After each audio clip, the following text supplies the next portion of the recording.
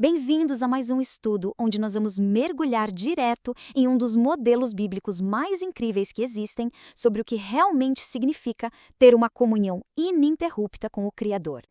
Hoje, o nosso foco está na vida inspiradora de Enoque. Nós vamos descobrir o que a caminhada dele pode ensinar na prática para a nossa própria jornada de fé.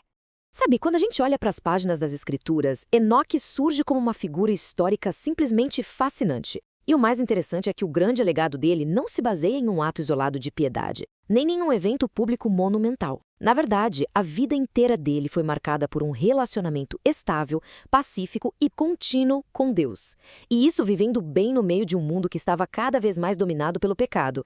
A base para tudo isso está lá no livro de Gênesis, no capítulo 5, versículos 22 a 24. O texto diz claramente que Enoque andou com Deus de um jeito contínuo e perseverante. Mas o que isso significa na prática? Bom, significa uma vida de profunda obediência pactual e uma fé inabalável. Não era só uma concordância teórica na cabeça dele, era literalmente um andar lado a lado todos os dias. E aqui entra um ponto que é de cair o queixo: a duração dessa jornada. 300 anos. A Bíblia faz questão de destacar o tempo impressionante dessa devoção, mostrando que Enoque manteve essa caminhada fiel por 3 séculos, logo após o nascimento do filho dele. Isso prova pra gente que essa piedade profunda não era uma fase, era um estilo de vida totalmente estável, vivido em meio às responsabilidades de uma família comum. Aí chegamos no ápice da jornada de Enoque aqui na Terra. O texto sagrado afirma de um jeito simples, mas tão poderoso, que ele já não era, porque Deus o tomou para si. Na teologia, a gente chama isso de trasladação, basicamente ser levado por Deus direto aos céus, sem passar pela morte física que conhecemos. E como o capítulo 11 de Hebreus nos explica tão bem, esse evento glorioso é um testemunho fortíssimo da soberania divina e a prova mais pura da esperança escatológica de todos os justos. Mas a grande pergunta é, como ele conseguia sustentar essa vida?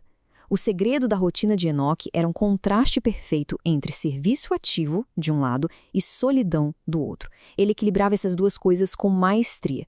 Ele se envolvia sim com o mundo corrompido para servir as pessoas ao redor, mas depois, de um jeito muito intencional e disciplinado, ele simplesmente se retirava de todo o barulho para buscar a face de Deus.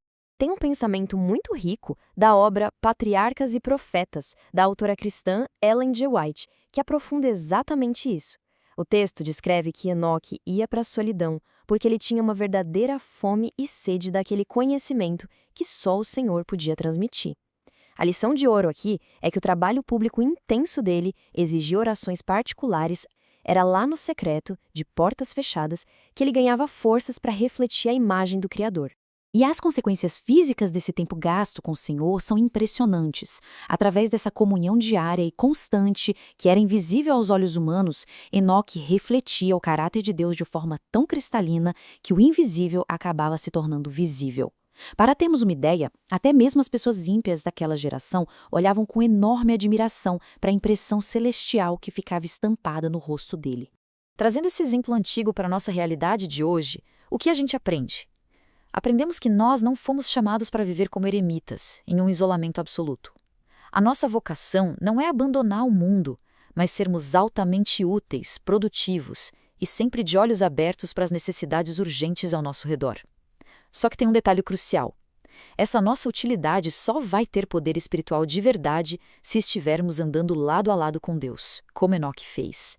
O que nos leva direto para a parte mais prática dessa caminhada de oração. Claro, o Senhor vê e ouve nossos pensamentos em qualquer lugar, mas existem benefícios práticos enormes em fazer orações audíveis, ou pelo menos sussurradas. Falar suavemente, em vez de fazer uma oração estritamente mental, evita aquela dispersão clássica, ajuda a manter a concentração lá em cima naquilo que estamos pedindo e, o mais importante, lembra o nosso próprio ser de que Deus é vivo, é real e está escutando atentamente cada uma das nossas palavras. Então, diante de um legado tão imenso e inspirador, fica aqui o nosso convite para a reflexão. Onde e como uma oração vai ser sussurrada em comunhão com Jesus hoje mesmo, na nossa rotina? Que esse exemplo maravilhoso de Enoque seja o incentivo que faltava para a gente aplicar essa devoção diária, cultivando um relacionamento que transforma o nosso interior e todos ao nosso redor. Se este estudo enriqueceu a caminhada de fé de alguma forma, não deixem de curtir e compartilhar esse conteúdo com quem também deseja aprofundar a própria comunhão espiritual. Fiquem na paz do Senhor e até a nossa próxima explicação.